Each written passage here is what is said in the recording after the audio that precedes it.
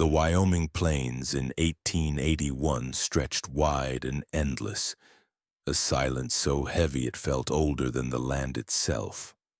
Wind carried over the grass like a whisper, moving across the horizon where the soil lay unbroken, save for the deep lines of plow and boot. To passing riders, the Colburn farm looked ordinary, even admirable. A two-story timber house, its roof weathered but standing firm, sat at the center of neatly fenced fields. Chickens scratched in the dirt, cattle grazed with steady rhythm, and smoke curled from a chimney where the smell of bread or boiled potatoes sometimes drifted. In the town nearby, neighbors spoke of Ephraim Colburn with respect.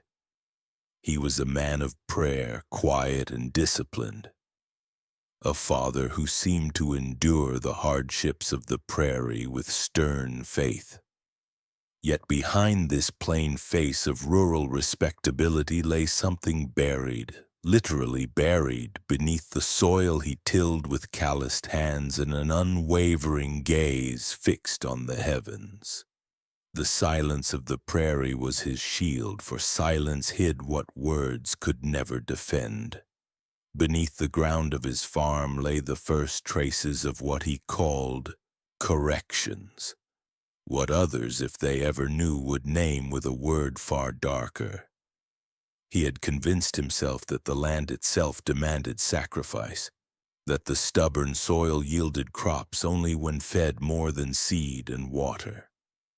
A strange doctrine grew in his mind, seeded by his rigid reading of Scripture and the old Puritan tales his father whispered by firelight. Ephraim had become convinced that sin clung to flesh like disease, and that daughters more than sons carried Eve's curse in their blood. He looked at his children not as blessings, but as vessels that needed emptying, a duty that fell on him as both father and priest of his household. The farm's outward orderliness disguised the slow decay within its walls. The daughters moved about like shadows, silent and watchful, their eyes lowered not only from modesty but from fear. They had learned early that disobedience brought punishment, though punishment in this house was not the same as in others. Here the father's method stretched beyond a rod or harsh word. His punishments were rituals carefully planned, carried out with the precision of someone who believed he served a higher law. Every act of cruelty had a reason, and every reason returned to the same belief, that by breaking his daughters' bodies he was saving their souls. At night, when the prairie lay under the weight of stars, Ephraim would walk alone in the fields, his lantern swaying. He whispered prayers into the soil, prayers that mixed with something unholy, his mind reshaping Scripture until words became weapons. He would kneel and press his hands deep into the dirt, imagining the earth itself swallowing sin, holding it down so it could not rise again. It was during one of these vigils that the thought first entered him, that a body pressed into the ground face down would force its spirit to sink rather than climb. To him this was not cruelty but correction, a grim mathematics where suffering balanced salvation. The idea lingered, hardening each time he saw disobedience flicker in the eyes of his daughters. The neighbors who admired him never saw this part of Ephraim. They never stepped into the dim cellar where silence ruled like a king, where a single stool and a locked trap door waited. They never heard the muffled cries that seeped into the wooden beams too faint to reach beyond the house. To outsiders, his daughters seemed quiet and well-trained, models of obedience. But that obedience was not born of love or even fear. It was born of something deeper, the knowledge that their father did not punish them like other fathers. His punishments were not moments but trials, stretched across hours or days, carefully drawn out until a child no longer recognized where her body ended and the soil began. And so the farm remained still. To the world beyond, it was a place of survival, a mark of human strength against an unforgiving land. But within its fields, the first seeds of horror had already been planted. A system of suffering was unfolding, slow and deliberate, as Ephraim tested the boundaries of how much pain could be sanctified, how far he could bend a life before it broke. Each act was hidden behind hymns, each cruelty wrapped in silence, and silence was the perfect cover on a prairie where no one came without reason. The soil held its secrets well, swallowing sound, swallowing breath, swallowing the restless movements of a mind too methodical to seem insane. The silence over the prairie was not empty. It was watchful, complicit, pressing against the farmhouse and the orchard as if listening. Beneath the earth, the first traces of something unspeakable already rested, pressed into the dark by the hand of a father who saw himself as more than a man. The quiet Wyoming farm would remain admired by neighbors, but the ground itself knew a different truth. That horror had already begun here, and it would spread one daughter at a time, face pressed into soil, body surrendered to the methodical will of the man who believed he was chosen to punish in God's name. Ephraim Colburn carried himself like a man who had mastered hardship. He was the kind of farmer whose silence was mistaken for wisdom, whose calloused hands were seen as proof of devotion to both work and faith. The neighbors spoke of him with a cautious respect, saying he was a man who prayed more than he spoke, a man who raised his daughters to be modest and obedient in a land where such discipline was rare. In the small wooden church he attended, Ephraim sat in the front pew with his Bible open, his head bent low, his lips moving silently through Scripture as though every word were being engraved into his skin. The minister admired him, often pointing to the Colburn family as an example of steadfast Christian living. What no one knew was that Ephraim's faith was not a gentle one. It was a blade sharpened over years of obsession, cutting through flesh, bone, and spirit in ways that no eye but his ever witnessed. He was descended from Puritans, men who fled Europe seeking freedom yet carried with them a vision of God as judge, punisher, executioner. From childhood, Ephraim absorbed stories of hellfire and brimstone, of devils creeping in the shape of women, of Eve's sins spreading like infection through every daughter born after her. Where others saw allegory, Ephraim saw instruction. He believed that purity must be enforced, that obedience must be carved into the body, and that fathers were chosen by God to act as the instrument of this justice. When his own daughters were born one after another, he did not see blessings swaddled in cloth. He saw burdens to be cleansed, small vessels already tainted by original sin, fragile bodies that would one day turn to temptation if not broken first. His prayers each night were not for their protection but for their purification, and in his heart he believed only he had the will to carry it out. To his neighbors, Ephraim's farm was a place of order, but within its walls order meant something closer to domination. He moved through the house like a shadow, his presence alone enough to freeze his daughters into silence. When they worked the fields, they worked under his gaze, every movement scrutinized, every misstep marked for punishment later.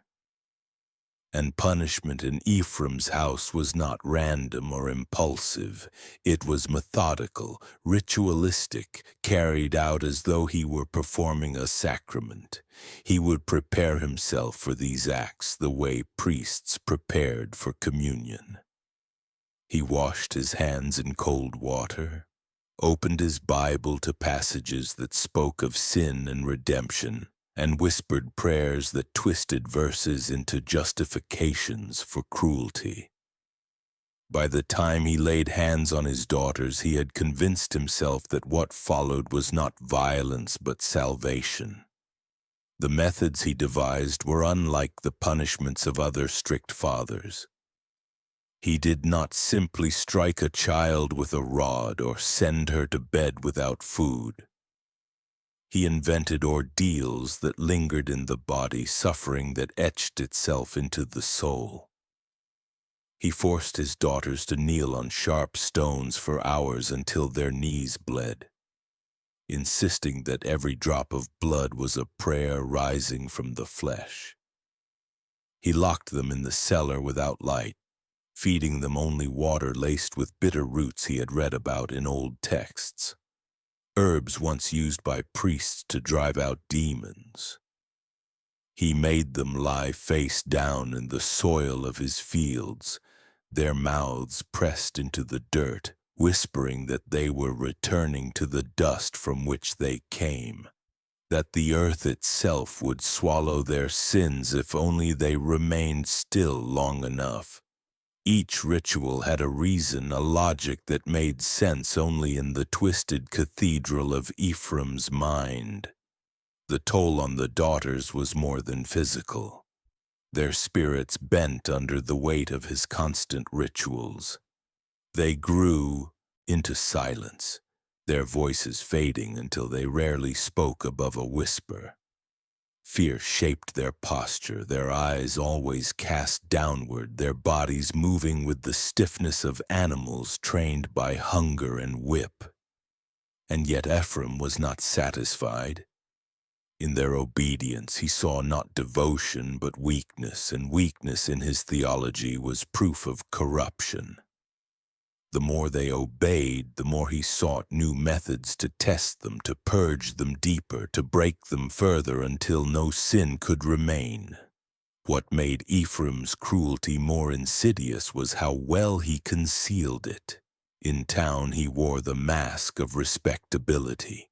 He carried his Bible to gatherings, spoke softly of providence, and nodded in agreement when neighbors praised him for keeping his household in order. No one questioned him. On the prairie, privacy was both necessity and shield. What a man did on his land was his business, and Ephraim made sure that no cries escaped the farmhouse, no signs of torment marred the fields. His daughters appeared modest and dutiful, their silence misread as virtue. Behind their downcast eyes, however, lay the truth of nights spent gasping in darkness, of rituals carried out by a father whose love was indistinguishable from torture. In Ephraim's mind, he was not cruel. He was chosen. He believed himself to be a shepherd guarding his flock, a judge executing divine orders, a father entrusted with the eternal destiny of his children. He saw their pain not as proof of evil, but as proof of progress, each wound a step closer to salvation. He did not doubt, he did not falter, and he did not see himself as wrong, and it was this certainty that made him most dangerous. A cruel man who knows he is cruel may one day stop. A cruel man who believes he is holy never will. As the winter of 1881 deepened and the prairie winds howled against the farmhouse walls, Ephraim's mind sharpened its doctrine further. The punishments he had begun would no longer be enough. He needed greater sacrifice, deeper rituals, harsher methods to root out the evil he believed festered within his daughters. The soil waited silent and hungry, and Ephraim was ready to feed it. The father of daughters was preparing for what he believed was his true calling, and the prairie, with all its stillness, would soon bear witness to the horror he was about to release. By the winter of 1882, Ephraim Colburn's punishments no longer resembled the harsh discipline of a strict father. They had become a doctrine of their own, a private gospel stitched together from scraps of scripture, fragments of sermons, and the long echoes of Puritan fear. He read late into the night by lantern light, devouring the words of European theologians whose writings warned of sin spreading through the flesh like rot. He studied medieval penitential rites where the body was mutilated or starved to chase away demons, and he copied their methods into his own household as though God himself had handed him a manual. Where others saw cruel history, Ephraim saw instruction waiting to be fulfilled in the soil of Wyoming. The land itself played into his obsession. The fields were hard and unforgiving, their clay-like earth swallowing every trace of sound, every drop of blood. To Ephraim, this silence was holy. He began to believe that the soil was not only a place of burial, but also a place of cleansing, a pit where sin could be pressed down until it suffocated. When his daughters disobeyed, he forced them into pits he dug with his own hands, shallow trenches where they lay face down, the dirt piled onto their backs until breath came in short, choking gasps. He whispered prayers over them, telling them the earth was swallowing their corruption, pressing it down so it would never rise. They cried into the soil, their mouths filled with grit, their lungs straining, but Ephraim saw only ritual. He told himself they were being reborn in the dirt, purged of Eve's sin by the same earth that bore Cain's curse. Starvation became another sacrament. He rationed food with the precision of a priest dividing communion.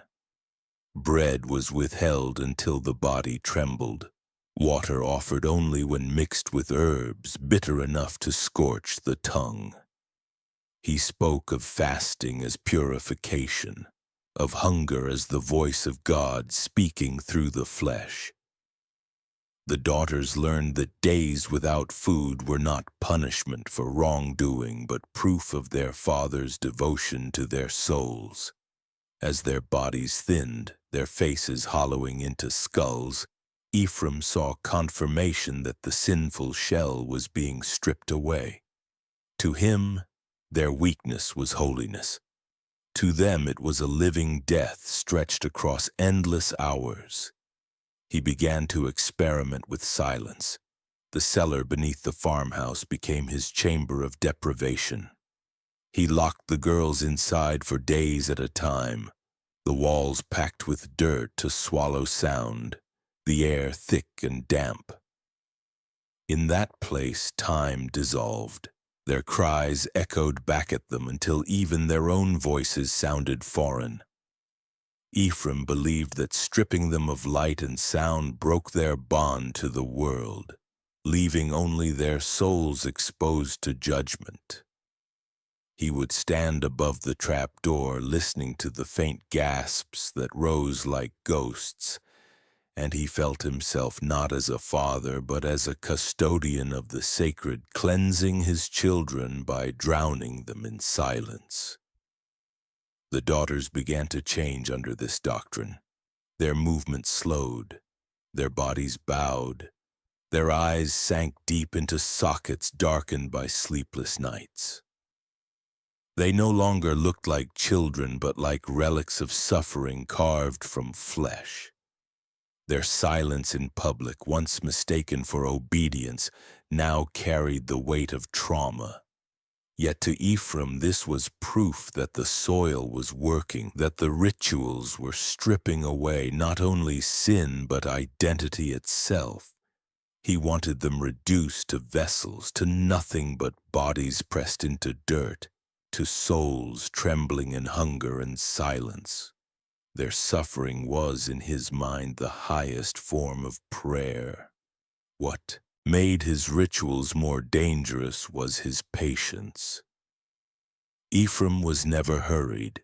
Each act of cruelty was calculated, measured, written down in the journal he kept locked in his desk.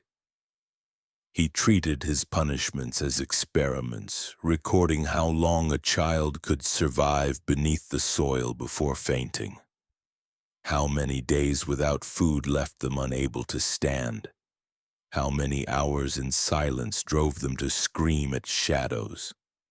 He studied their responses the way a physician studied patients. But unlike a healer, his goal was not recovery but reduction. He wanted to see how far flesh could be broken before spirit surrendered completely. The daughters knew that death was always near, waiting at the edges of each ritual. Some prayed for it, whispering their pleas into the dirt as their father piled it onto their backs. Others clung to life with a fragile instinct, fighting against hunger and silence, though every struggle only confirmed Ephraim's belief that sin resisted correction. The more they fought, the more he pressed them deeper into the earth. The farm had become an altar, every trench and cellar a shrine to his doctrine of flesh and soil. And still the neighbors saw nothing. When Ephraim appeared in town, he carried himself with calm dignity, speaking softly of faith and perseverance. The minister praised him as a father who took Scripture seriously, never knowing that Scripture in Ephraim's hands had become a blade sharper than any forged in iron. No one asked why the daughters grew thinner each season, why their eyes looked hollow, why their steps faltered in the dust. Silence was both shield and accomplice, protecting Ephraim's doctrine as surely as the soil hid its victims. By now, Ephraim believed his farm was more than a home. It was holy ground, sanctified by the suffering of his children. He convinced himself that each ritual, each starvation, each burial face down, was shaping the destiny of his bloodline. And in the stillness of the prairie nights, with the lantern swaying in his hand, he looked across the fields and saw not crops but sacrifices. Each furrow in the soil waiting to be filled. The doctrine of flesh and soil had taken root, and soon it would demand more. The turning point came in late spring when the earth was soft from rain and the orchard smelled faintly of blossoms. Ephraim Colburn had watched his daughters bend beneath his punishments for months, but still he was not satisfied. Their silence was no longer enough. Their starved, trembling bodies were no longer enough. In his eyes, disobedience still flickered within them like an ember refusing to die.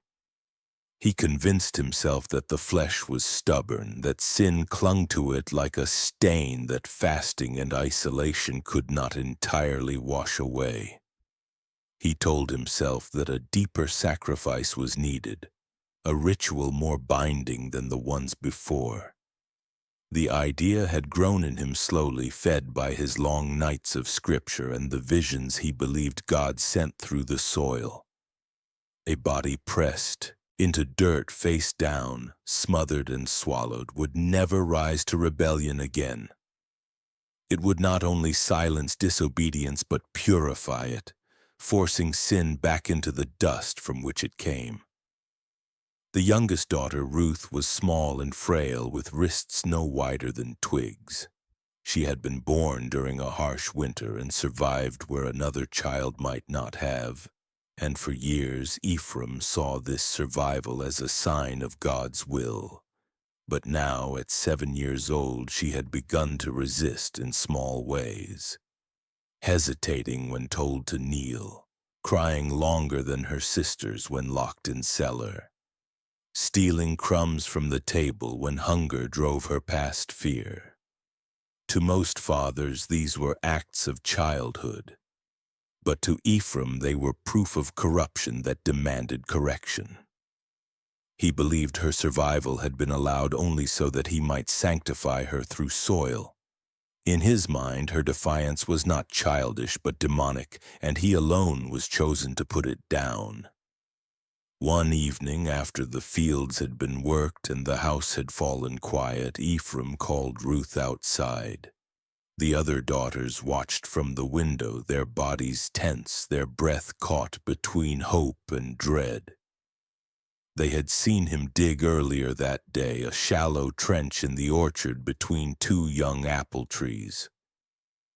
They did not yet understand what the trench was for, but they knew their father's rituals always demanded something new. Ruth walked barefoot across the grass, her nightdress fluttering in the wind, unaware that she was being led into a grave prepared in advance. Ephraim spoke softly as he placed her at the edge of the trench. He told her the earth was holy, that she would be made clean if she lay still.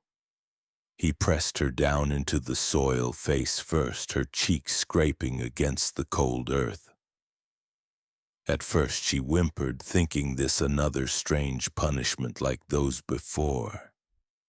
But when the dirt began to pile across her back, the fear sharpened. She tried to lift her head, but his hand pressed it down, firm and unyielding. He murmured words from Genesis, telling her that from dust she was made, and to dust she would return. The soil muffled her cries as he continued, scooping and pressing until her body was pinned flat. Her small arms thrashed weakly, her legs kicking against the trench, but the weight of the dirt grew heavier, pressing against her chest until her movements slowed. Each gasp drew in more grit, filling her mouth, grinding against her teeth.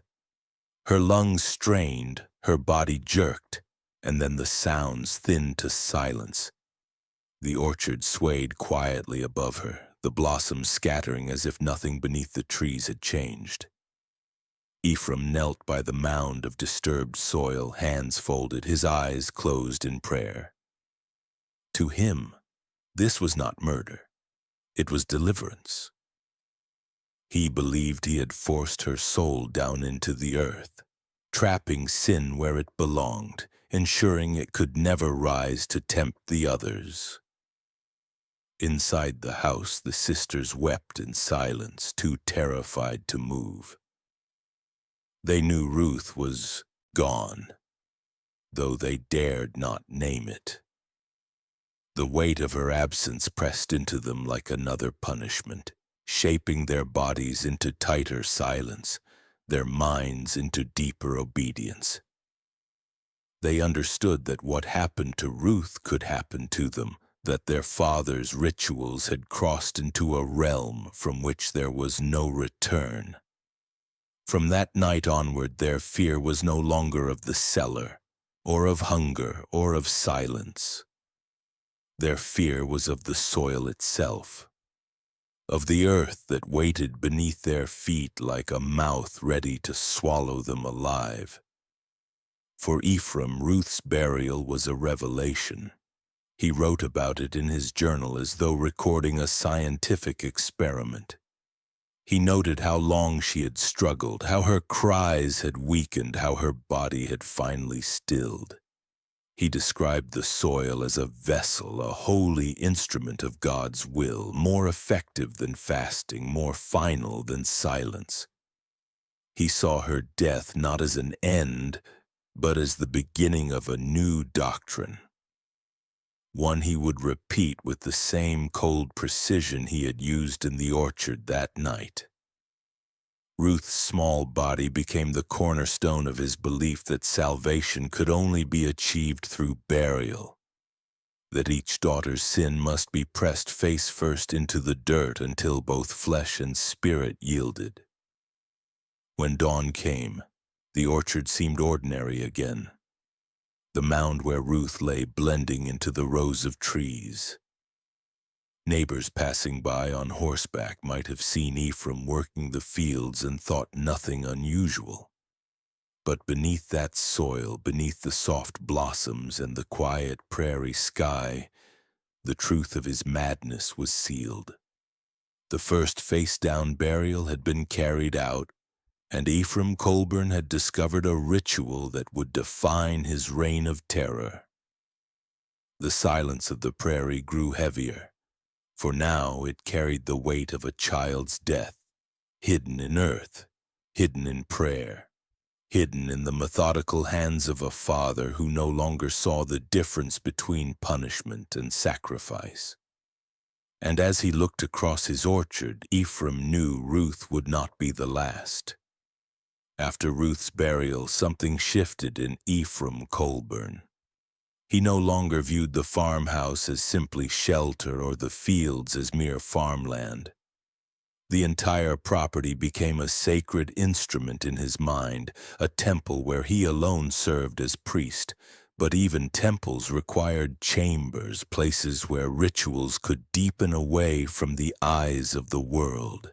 That thought turned him toward the cellar, a cramped space beneath the farmhouse he had built years earlier to store potatoes and grain. Now he cleared it of food, stripped it of its ordinary purpose, and reshaped it into something he called his chamber of quiet hunger.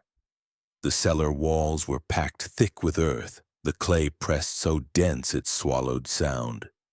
Ephraim took this as divine confirmation that silence had been built into the ground itself, as if God had carved out this hidden room just for him. He installed a single stool and a chain bolted to the beam, not for restraint but as a symbol, a reminder to the girls of what awaited if they faltered. To Ephraim, fear alone was as binding as iron. The true punishment was not in restraint, but in the stripping away of every comfort until the body surrendered to emptiness, and the mind broke in the dark. The punishments here were slower, more patient than the burials in the orchard. Where the earth suffocated quickly, the cellar stretched time into days. He starved the girls, giving them only scraps of bread hardened to stone, bowls of water tainted with bitter herbs once used by medieval priests to purge evil. The herbs burned their tongues, curdled their stomachs, twisting hunger into nausea. Their cries, muffled by the dirt walls, never reached the surface. What the house above carried was only silence, a silence Ephraim mistook for holiness. He told himself this was scripture made flesh, their starving bodies writing verses into the air with each shallow breath. In darkness, time lost its shape. The girls lay curled on the cold floor, their ribs pressing sharp against their skin, their eyes wide and searching for light that never came. The sound of their own breath became unbearable, the drip of water echoing like a bell that measured their decay. Some begged for food, whispering prayers not to God but to the Father who listened above. Others ceased to speak at all, their voices swallowed by despair, their silence becoming the very obedience Ephraim demanded. In their stillness he saw proof that his doctrine worked, that hunger was a form of baptism and silence the truest form of prayer. The cellar's darkness changed the daughters, their minds twisted in the quiet. They hallucinated shapes in the walls, hands reaching from the soil, voices murmuring where no one stood. To Ephraim, their madness was not sickness but revelation. He told himself that the demons within them were being pulled to the surface, that their screams and trembling were signs of sin tearing free. He watched their suffering with the gaze of a scholar, noting which child resisted longer, which broke fastest, and which seemed closest to death. He wrote in his journal that he was cataloging sin itself, learning how deeply it rooted in flesh, learning how soil, silence, and hunger could drive it out. The longer the rituals continued, the more Ephraim ceased to see his daughters as individuals. To him they were vessels, tools for proving his belief that pain was purification. Their names mattered less than their roles, their cries less than the lessons he drew from them. He recorded their decay with the detachment of a man counting seasons, marking the days it took before a child fainted, the nights before her body trembled too weakly to rise. He believed he was crafting a scripture that no one had written before, one not in words but in flesh, one not on parchment but in the dirt-packed walls of a cellar where light never entered. For the girls, hope thinned like their bodies. They stopped dreaming of escape, stopped imagining a life beyond the farmhouse, stopped believing in mornings when the cellar door might open to more than hunger.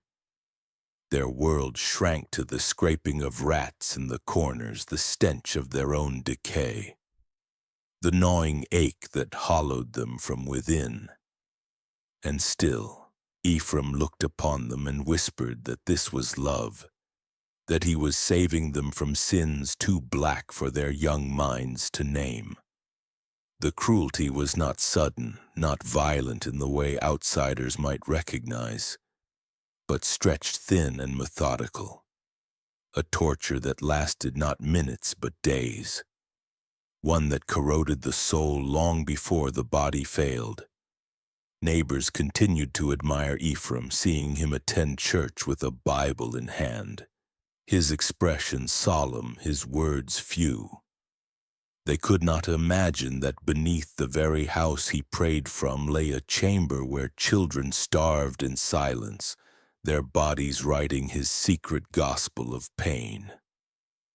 The farm remained outwardly peaceful, the orchard blooming, the cattle grazing, while underground his daughters withered one by one, their suffering hidden in a cellar that would never echo beyond its walls.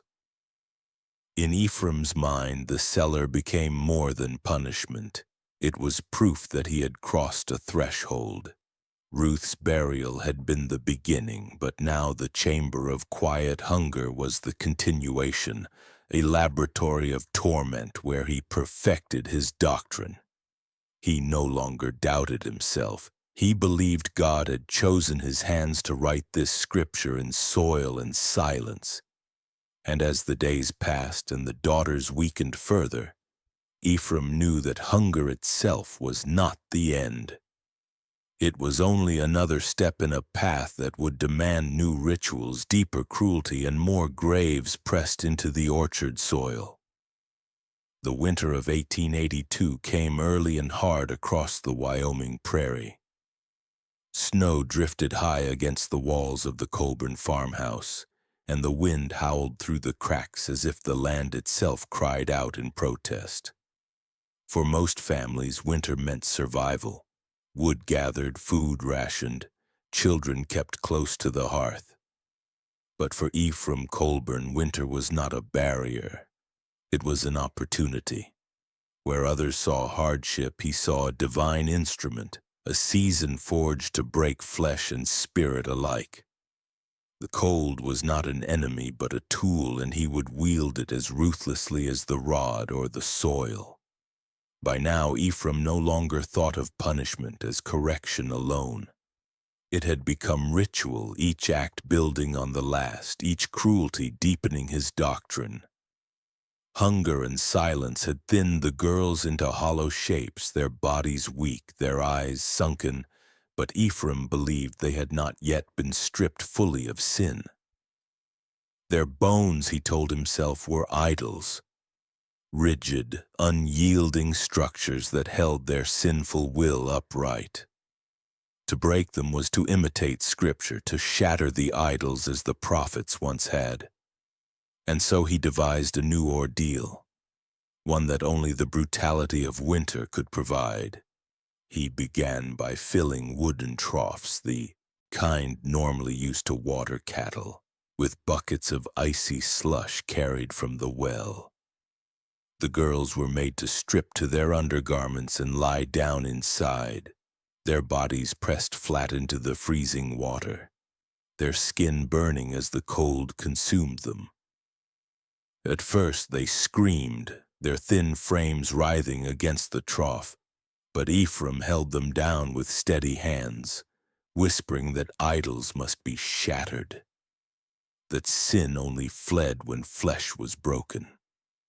He watched their bodies convulse, their teeth chattering so violently it sounded like bones grinding in their jaws. The water seeping into every pore seemed to stiffen their very marrow. After hours, the pain shifted into something worse. Numbness, a hollow deadness creeping through their limbs. Ephraim knew this was when bone began to fail. When he finally dragged them from the troughs, their bodies shook uncontrollably, their skin raw and purple with frost. But he did not allow them warmth. Instead, he ordered them to crawl across the frozen fields outside, their knees and elbows tearing open against the jagged ice. Each movement split their skin further, leaving trails of blood across the snow. Their breath came in shallow gasps, clouding in the air before vanishing into the black night. Ephraim walked behind them with his lantern, its light swaying across their torn bodies as if illuminating scripture written in flesh and blood. He called it the March of Idols, and he believed each crack of bone and each torn muscle was a hymn rising to heaven. The daughters collapsed one by one, their bodies no longer able to carry them forward. Ephraim forced them back up, striking them, pulling them by the hair, dragging them across the snow when their legs failed. He told them that crawling was not just punishment but transformation, that the frozen earth was grinding away the last of their corruption. By dawn, some of their fingers had stiffened black with frostbite, and their legs trembled so violently that bones snapped beneath the strain. To Ephraim, the sound of a bone breaking was holy, the echo of idols being shattered at last. He wrote later in his journal that this night proved his doctrine, that the body was an altar upon which God himself demanded offerings of fracture and blood. For the girls, the ordeal was more than physical. The cold gnawed not only at their bodies but at their minds, pulling them into delirium. Some whispered prayers into the snow, their lips bleeding as words froze against them. Others cried out for their mother long dead, as if death itself were the only refuge left. The more they suffered, the more Ephraim's certainty grew. He looked at their twisted bodies and hollowed eyes and saw not children but sacrifices, vessels being purified by pain. He no longer spoke of discipline, he spoke of offerings. The psychological toll deepened in the days that followed. Those who survived the ordeal did not rise unchanged. Their limbs remained bent, their movements jerky, their bones weakened. They shuffled through the farmhouse like broken dolls, unable to straighten fully, their eyes dulled by the memory of ice pressing into their lungs. Yet in their silence Ephraim saw obedience perfected.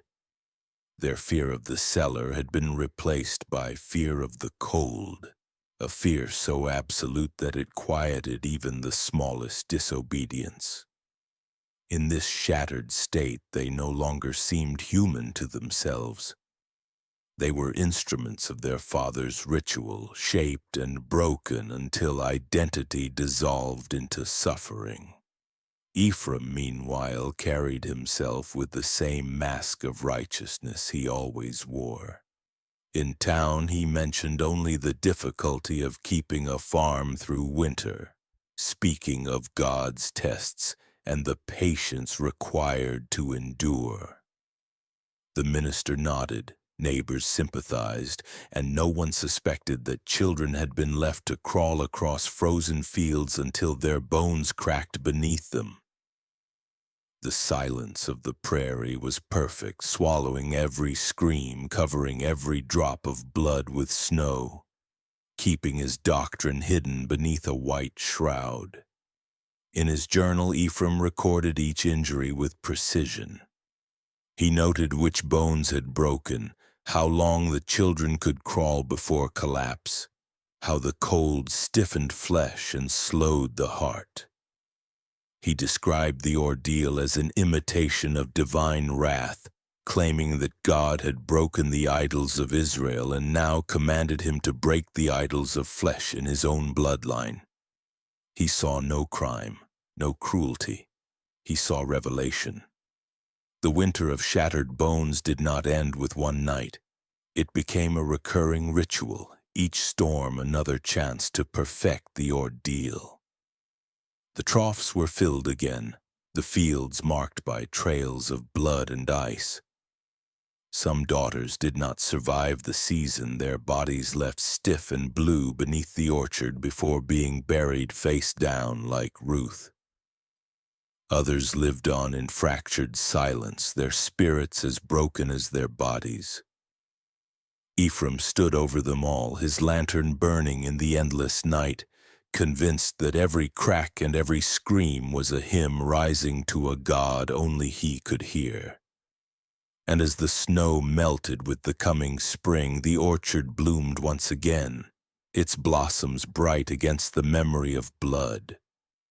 The land looked pure to those who passed by, but beneath it lay bones shattered by a father's hands, fragments of children who had been ground into idols and left for the soil to keep.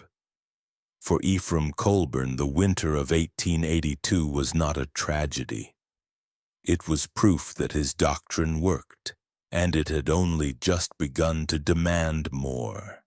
By the summer of 1883, Ephraim Colburn had grown confident in his doctrine. The orchard soil was already seeded with hidden graves. His surviving daughters were bent and broken into silence, and the rituals of hunger and cold had become as routine as prayer. Yet he still longed for something greater, confirmation that his path was not madness but divine duty. That confirmation arrived, though not in the form of heavenly signs, but in the figure of a man whose reputation stretched far across the American frontier. Bishop John Ireland. Bishop Ireland was known for his missionary work, traveling across the expanding nation to bring order and faith to settlers scattered in harsh lands. His presence was regarded as a blessing, his words carrying the weight of authority. When it was announced he would pass through Wyoming on his journey west, the small farming town near the Colburn homestead prepared with reverence. For Ephraim, the news stirred something dangerous. Here was a man of the church, a man admired and respected, who could unknowingly sanctify his secret practices simply by acknowledging him. Ephraim believed that if a bishop recognized his discipline and praised his household, it would be proof that God had chosen his path. The meeting was brief, almost ordinary in the eyes of others.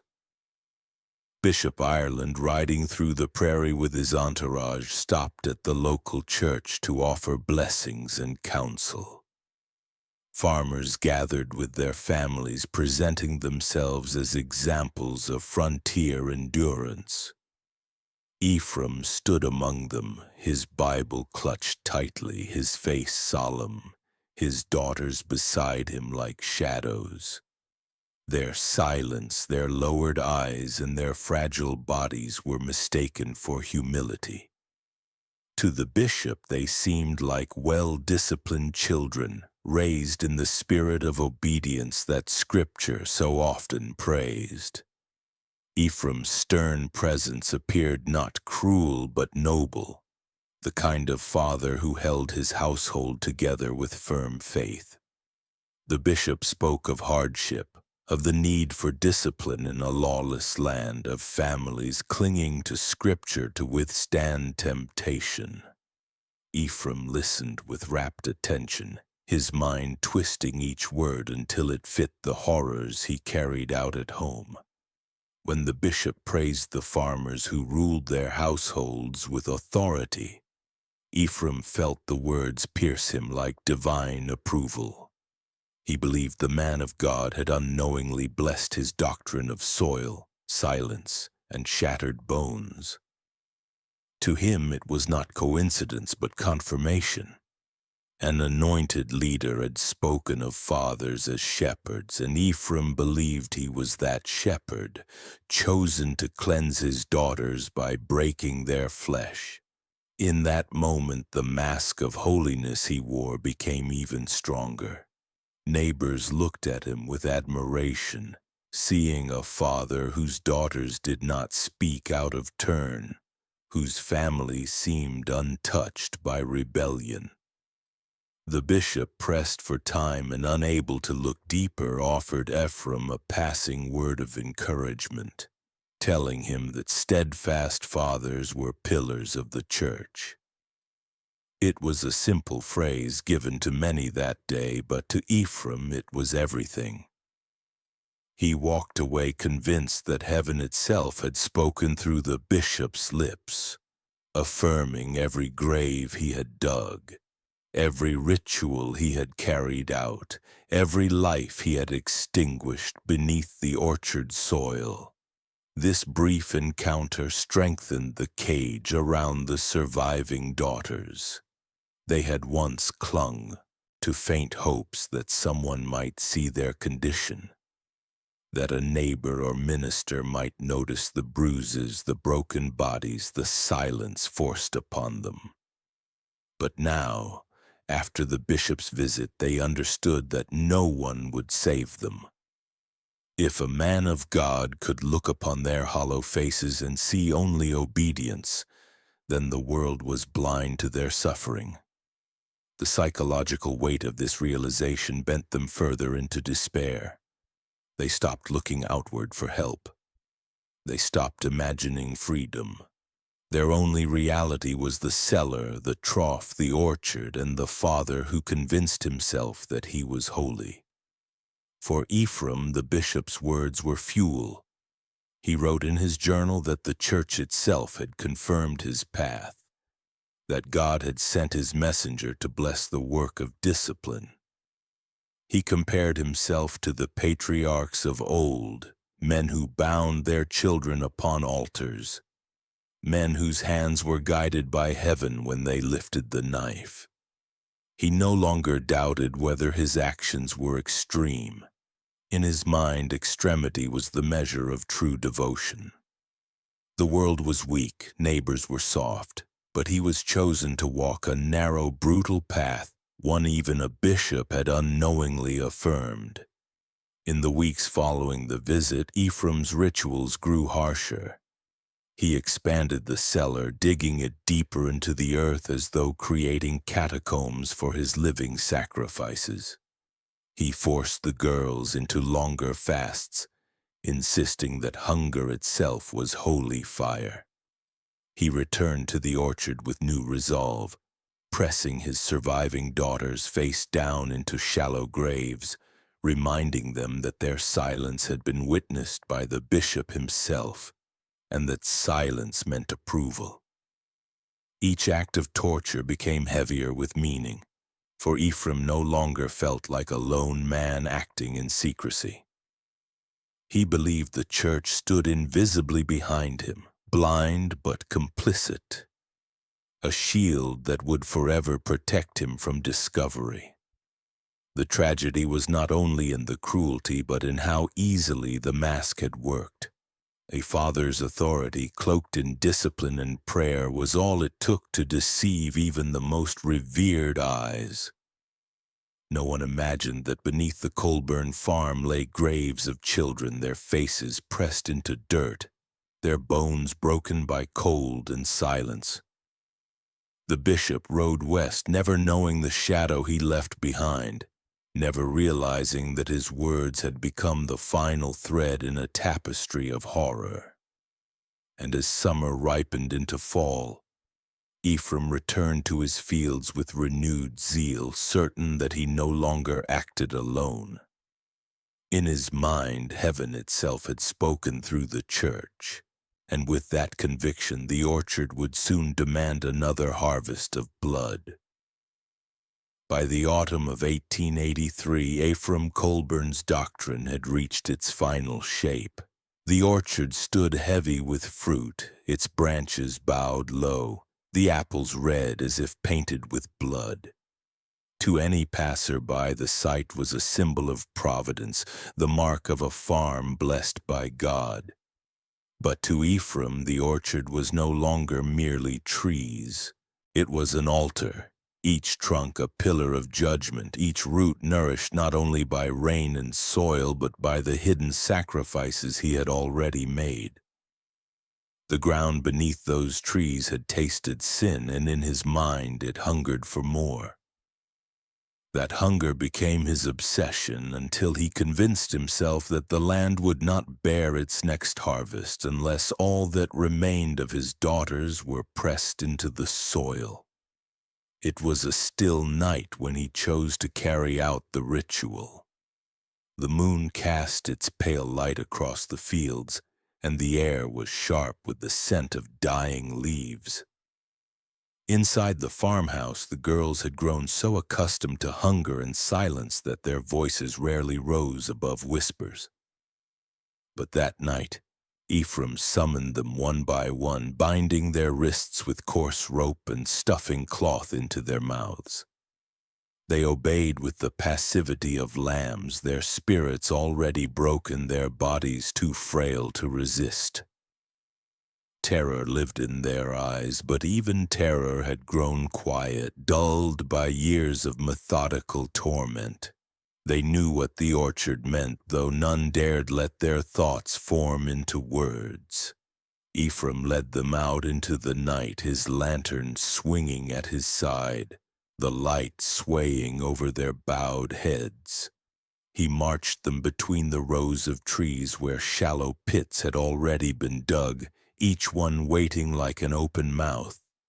The holes were not deep, just enough to hold a body face down, enough to press them back into the dirt.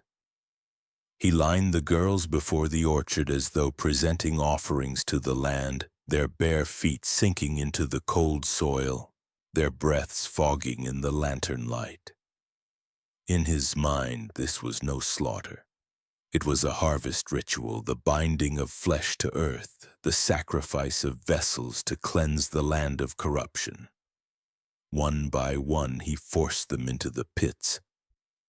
The soil was damp, clinging to their thin clothes, smearing across their faces as he pushed them down. Their muffled cries shook the night for a moment before the dirt swallowed them. He shoveled steadily, methodically, covering each child as though planting seeds. Their bodies jerked and twisted under the first weight of soil, their bound hands clawing uselessly behind their backs. The sound of muffled choking rose like a chorus, then faded into silence as the weight grew heavier. Ephraim worked without pause, his breathing calm, his mind convinced that he was performing God's will. He whispered verses as he shoveled, words of dust and ashes, of sin pressed into the earth, of the harvest purified by sacrifice. The orchard became a graveyard in slow procession. 7 shallow pits filled with soil, each tree above now tethered to a body below. The roots, Ephraim believed, would drink from their decay, purifying the ground, making the orchard holy. He imagined the next season's apples swelling with righteousness, each bite cleansing, each branch bearing proof of his devotion. When the last pit was filled, he stood in silence, the lantern's glow flickering over the disturbed earth. The air was thick, heavy with the weight of unseen spirits pressed face down beneath the soil. For Ephraim, it was not grief he felt, but triumph. He had completed the ritual. The orchard was sanctified. For the daughters, death came slow. The soil pressed into their mouths, their lungs fought for air, their bodies thrashed against the suffocating weight until exhaustion overtook them. Their minds, already fractured by years of hunger and silence, flickered with visions, memories of warmth, fragments of voices long gone, the fleeting comfort of a mother's touch buried deep in memory. But no vision could save them. The earth swallowed their final cries, leaving only the sound of Ephraim's shovel cutting through soil. Each death was methodical, each burial devastating, not in chaos, but in precision. There was no frenzy, no moment of hesitation, only the steady work of a man who believed he was tending his farm. The orchard stood silent when it was over, the trees swaying gently in the night air. The lantern's light caught on their branches, making the fruit gleam red against the dark. To anyone passing by in daylight, the soil would appear only freshly turned, as though Ephraim had prepared for planting. But beneath, the truth lay hidden. 7 daughters buried face down, their bodies serving as nourishment for the farm that had become their grave. The orchard was now a monument to ritualistic cruelty, each tree a marker of innocence consumed by a father's twisted devotion. Ephraim returned to the farmhouse alone, his footsteps steady, his face calm. He felt no sorrow, no guilt, no fear. In his mind, he had completed what the bishop's words had affirmed months earlier. He had been the pillar of his household, the shepherd of his flock, and he had led them into the earth as God demanded. He wrote in his journal that night that the orchard was now holy ground, that his daughters were not lost but transformed into offerings, that their silence would feed the soil until the land itself bore witness to his righteousness. The farm slept under the weight of its secrets. The orchard stood, its roots clutching the dead, its branches heavy with fruit. And though the graves were shallow, the silence of the prairie kept them hidden, just as it always had. To the neighbors, Ephraim remained a man of faith, his farm a model of endurance. But beneath the trees, the truth waited, face down, pressed into the soil, never to rise again. The orchard did not keep its secrets forever. By the spring of 1884, the ground had begun to shift. Snowmelt soaked the earth until it sagged, and the shallow graves beneath the apple trees could no longer hold themselves flat. The soil sank unevenly in places, the roots exposed as if clawing upward, disturbed by the restless weight beneath them. To Ephraim Colburn, this was no cause for alarm. He believed it to be proof that the earth itself was working, drawing sin downward, pressing corruption deeper into its core. He saw the uneven ground as holy scars, the orchard reshaping itself under the burden of sacrifice. But to wandering eyes, the disturbed soil told another story, one the land could not keep buried much longer. It was a cattle hand who first noticed, a man hired by a neighbor to drive a small herd across the prairie. Passing near the orchard at dusk, he saw the lantern light flickering faintly from Ephraim's farmhouse and thought little of it. But as he cut across the edge of the property, his boots sank into ground too soft for spring. He stopped, frowning, and looked down. The soil was unsettled, not tilled as for planting, but mounded in irregular shapes between the trees. He knelt, brushing the dirt with his calloused hand, and the smell struck him first, Not the clean scent of turned earth, but something sour, thick, a rot that clung to the air even in the cold breeze. He had buried enough livestock to know the stench of decay. It rose from the ground like a warning. Uneasy, he pressed his boot deeper into the mound and the soil collapsed, caving in just enough to reveal the pale curve of something that did not belong. At first he thought it bone from a dead animal, but when the lantern light caught the shape more clearly, his stomach twisted. It was a small hand, the skin shrunken and gray, the fingers curled as if still grasping for air. He staggered back, breath quickening, the orchard suddenly alive with shadows swaying in the branches. Fear prickled through him as he realized he had uncovered not a beast but a child. The news spread quickly. By the next morning, townsfolk gathered in grim silence outside Ephraim's orchard, their faces pale, their voices hushed. The sheriff, a man more accustomed to petty disputes than anything resembling horror, ordered the ground dug. Shovels bit into the soil, the smell intensifying with every stroke until even the strongest men gagged. What emerged from the earth stopped them all cold. One by one, the bodies of Ephraim's daughters surfaced, each pressed face down, their limbs twisted at unnatural angles, their bones broken in ways no accident could explain. Some bore signs of frostbite, blackened fingers curled against their palms. Others were gaunt from starvation, their ribs stretching like bars against their thin skin. The orchard had become a crypt, its trees feeding on a graveyard of children. The townsfolk worked in silence, their shovels scraping against soil that seemed unwilling to release its dead. As more bodies were lifted, the horror deepened. The girls were not scattered but stacked in careful layers, as though Ephraim had arranged them deliberately one upon another like scripture written into the ground, each face pressed into the dirt, each body aligned with precision. The methodical nature of it sickened the men, for it revealed intent. This was not madness carried out in frenzy. It was ritual, it was devotion. When the farmhouse was Adam searched, the final confirmation of his mind lay waiting. Hidden in his desk were journals bound in leather, filled with neat handwriting that betrayed no hesitation.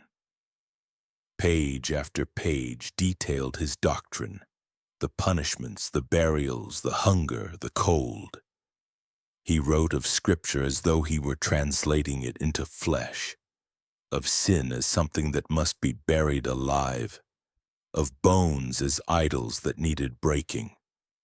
He recorded times, durations, even the sounds of his daughter's last gasps, describing them as sacred music. He believed himself not cruel but chosen, not mad but holy. The journals were not confessions, they were testaments, left behind as proof of a covenant he imagined between himself and God. The community faced with this evidence could not comprehend what had unfolded beneath their feet. These were men and women hardened by prairie life, used to death in childbirth, accidents in the field, the cruelty of winters. But what Ephraim had done was beyond hardship.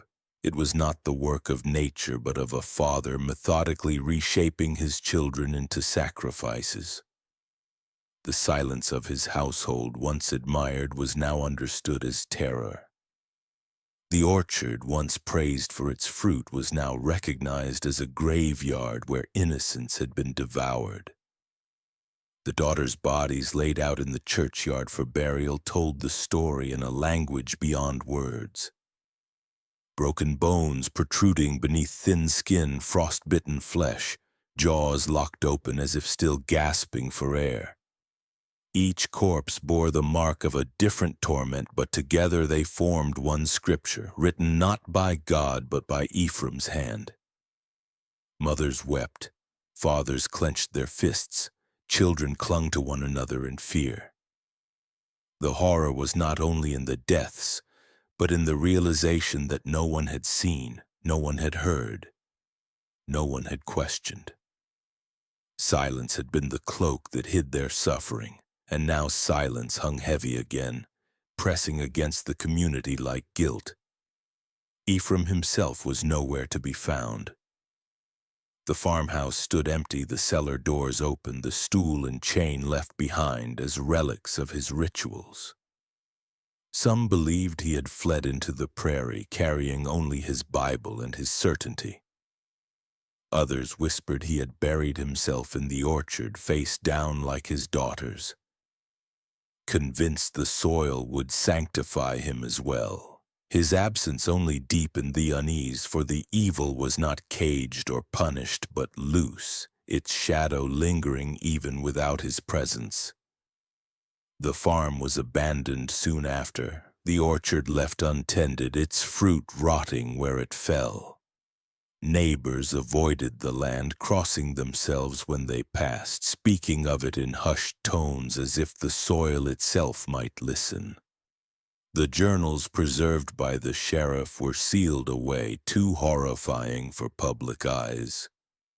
But their existence was known, and in time they became part of the community's memory, a reminder of how cruelty can hide behind prayer, how silence can bury screams, how evil can thrive in the most ordinary of places. And as the prairie winds carried over the empty farm, the orchard swayed gently, its roots still clutching the soil, its branches still bearing fruit. But those who had seen what was buried beneath could never again taste it without remembering the daughters pressed face down, their bones twisted, their voices stolen forever by the man who had called himself their shepherd. The Colburn farm did not survive its revelation. Once the orchard graves were unearthed, the land itself seemed cursed. Neighbors who had once praised Ephraim's discipline now spoke of his homestead in whispers, refusing even to walk near its borders. The soil was salted, not as an act of farming, but as a ritual of denial, a desperate attempt to kill whatever roots had fed on the bodies of his daughters. The farmhouse stood empty, its windows broken by storms, its doors swinging in the wind until it collapsed into ruin. What remained was not a place of living memory, but a scar on the prairie, a reminder of what silence and obedience had hidden. The bodies of the girls were reburied in consecrated ground, though even there their presence weighed heavily. They were laid side by side, nameless to many outside the town, but to those who had dug them out of the orchard, each face pressed into dirt could not be forgotten. Their twisted bones, their wasted frames, their frost-bitten limbs, these images haunted the men who carried them, the mothers who dressed them, the children who saw their small coffins lowered into the earth. To bury them a second time was to acknowledge what had been done, but it was also to admit failure, for no one had spoken while they lived. The true horror was not just Ephraim's hand, but the blindness that had allowed him to act unchecked. The journals, when studied, revealed the full scope of his mind. Written in neat, unwavering script, they laid out his doctrine as if it were law. Page after page described rituals of starvation, burial, and breaking, each tied to passages of scripture warped into justifications. He saw himself not as a murderer but as a priest, each act of cruelty a holy command. The journals cataloged the suffering of his daughters with the cold precision of a scientist, recording times, reactions, the sounds of their final breaths. Scholars and philosophers would later argue whether Ephraim had been mad or simply consumed by a twisted faith, but the result was the same. Children sacrificed beneath the mask of discipline, their deaths methodical, their torment justified by silence. In the years that followed, the Colburn tragedy was cited in growing discussions about the protection of children. Until then, the authority of fathers had been nearly absolute, shielded by both law and church. What happened on a man's land was considered his business, his family, his property to govern. But Ephraim's crimes forced the community and eventually the state to confront the dangers of unchecked power. His journals became grim evidence in debates over whether children should be seen not as possessions, but as individuals with rights of their own. Slowly, laws began to form, demanding oversight, creating systems meant to intervene when silence grew too deep. The buried daughters, though voiceless in life, spoke through the horror of their deaths, reshaping how society thought of innocence, authority, and cruelty. Yet the legacy was not legal alone. It was psychological, moral, philosophical. For years, preachers struggled with how to speak of Ephraim Colburn. Some called him a madman, dismissing him as an aberration beyond the reach of ordinary faith. Others more quietly admitted that his doctrines were not born of madness alone, but of beliefs that had long existed in shadow. The idea that flesh must be broken for purity, that obedience required suffering, that silence itself was proof of righteousness. Ephraim had taken these ideas to their extreme. But he had not invented them. He had simply stripped away the veil, showing the brutality that could live beneath piety. And that was the most haunting truth of all. The farm itself became a place of warning. Parents told their children never to wander near the ruins, not because Ephraim might return, but because the soil was said to remember. Stories spread that voices still rose at night from beneath the orchard, muffled cries carried in the wind. Some claimed to see shadows kneeling between the trees, the silhouettes of girls with broken bodies and downcast eyes. The land was abandoned, but its silence did not empty. It pressed down heavier than before, the silence of the prairie now a monument to screams that had gone unheard. As decades passed, the Colburn tragedy became both legend and lesson. Writers and reformers spoke of it as proof that evil does not always announce itself with violence or frenzy. Sometimes it hides in discipline, in prayer, in the quiet face of a father admired by his neighbors. Evil thrives in silence, in the spaces where no one dares to question, where reverence for authority blinds eyes to suffering. Ephraim had known this, had relied on it, had built his doctrine upon it. He had trusted that no one would look too closely, and he had been right, until the soil itself betrayed him. Philosophers who studied his journals asked the same question again and again. Was Ephraim insane, or was he simply faithful to a vision that twisted faith itself into horror? The answer was never clear.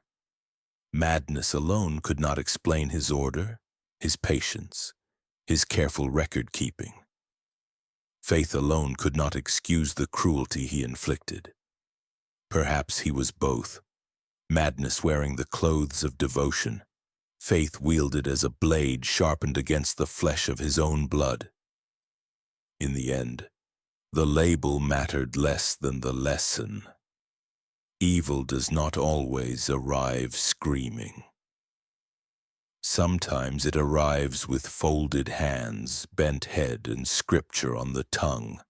The story of the buried daughters closes not with Ephraim's capture or death, but with absence. He vanished into the prairie, leaving behind a ruined farm, a graveyard of children, and journals that would outlive him. His silence became part of the land, a silence that warns, a silence that questions. And as the years turned to generations, the final question lingered. Could it happen again? Could another father, hidden behind respect and prayer, repeat the same horrors in some other forgotten place, where silence still protects the cruel and reverence still blinds the living? The prairie does not answer.